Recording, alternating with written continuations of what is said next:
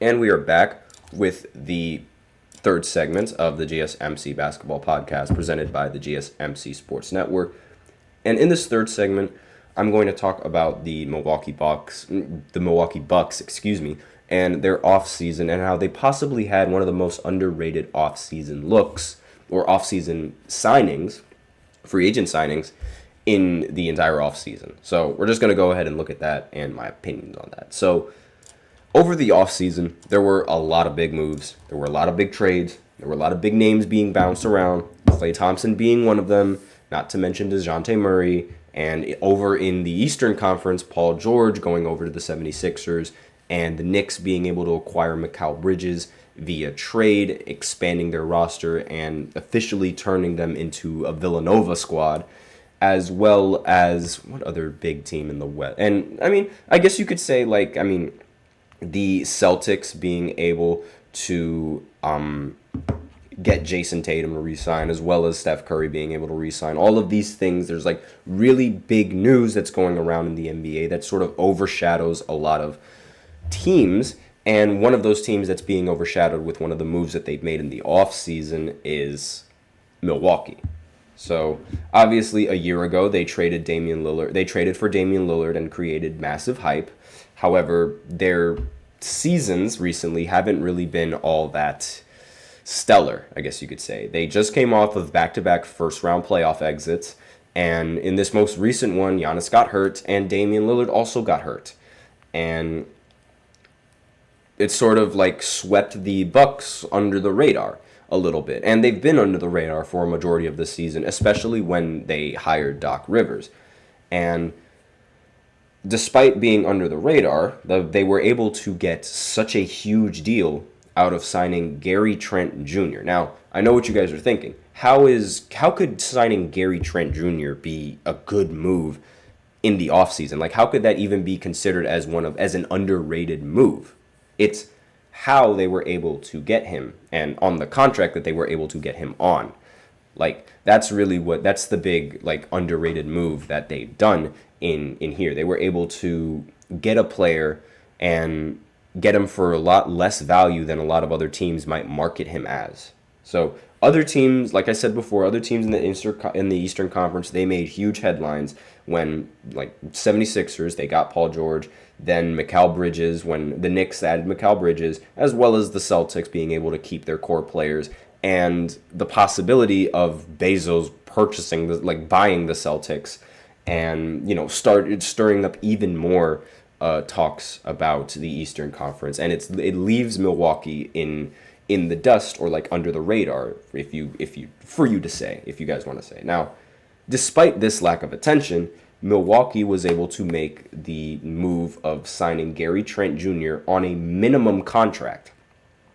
And that doesn't get talked about nearly enough. It's a minimum contract. And Gary Trent, securing him, arguably, that was the best signing of the offseason. You could argue that was the best signing of the offseason because every contending team looks for a versatile wing that can play defense, that can shoot the ball, and can play respectable minutes in a very important postseason series. And I feel like that's sort of what you get when you have a player like Gary Trent on your roster. Gary Trent obviously isn't one of the big names that you would think of when you're talking about basketball. When you immediately think of NBA player, you're not going to immediately think of Gary Trent Jr. I can guarantee you that's for sure. But aside from that, he's been pretty solid at least in the postseason. When in 2022, when he was in the postseason with Toronto, he played very, very solidly. And he averaged 15 points, shot 37% from the field, 33% from three, and 89% from the free throw line. And throughout the regular season, most of the regular season at least, he's been a very efficient and a very effective scorer. He's averaged 14 points per game for his career, and he averaged 16 specifically with his time on Toronto. So I really feel like, his role with this team, there's no question what his role on this team is, and he's going to be able to fulfill it to a T. And again, probably arguably one of the most underrated moves because a lot of teams look for a player like Gary Trent Jr. and being able to acquire a player like Gary Trent Jr. on a minimum contract is huge. And it's almost impossible, honestly. But the Bucks, they were able to pull it off. And like he could, a lot of people and a lot of analysts, well, not analysts, but a lot of articles that I've seen, they're thinking that he could be the missing piece that this needs, especially this team needs, especially since they recently let one of their players walk in free agency over to the Detroit Pistons, and they lost their good shooter. But now that they have Trent, they just replaced that shooting. And he's also only 25 years old, which also helps the team long term because that way they'll be able to keep him long term and keep re-signing him if they want to.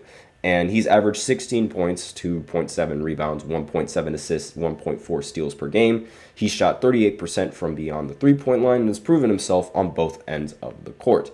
And like I said, he's going to replace Malik Beasley, and Malik Beasley was mainly known for his three-point shooting and his defense. And what does Gary Trent Jr. provide?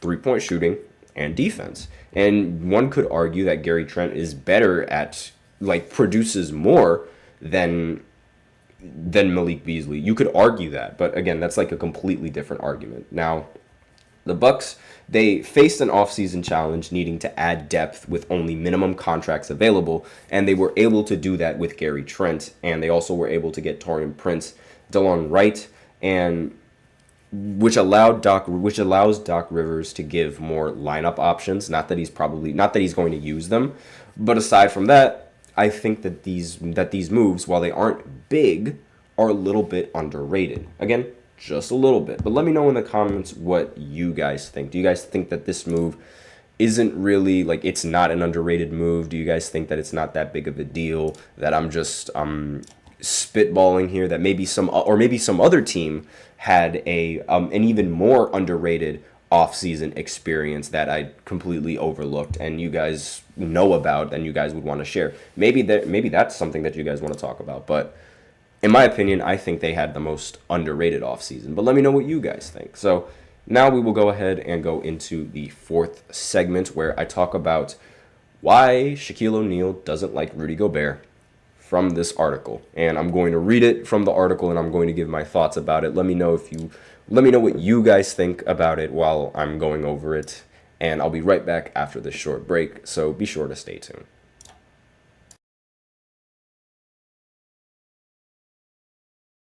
For the best and latest podcasts available anywhere, go to the podcast app on your cell phone and type in GSMC to access free content-rich podcasts on health and wellness, book reviews, sports, entertainment, relationships, social media, movies, technology, finance, and even weird news. Subscribe and download the GSMC Podcast Network's family of shows, available everywhere podcasts are found.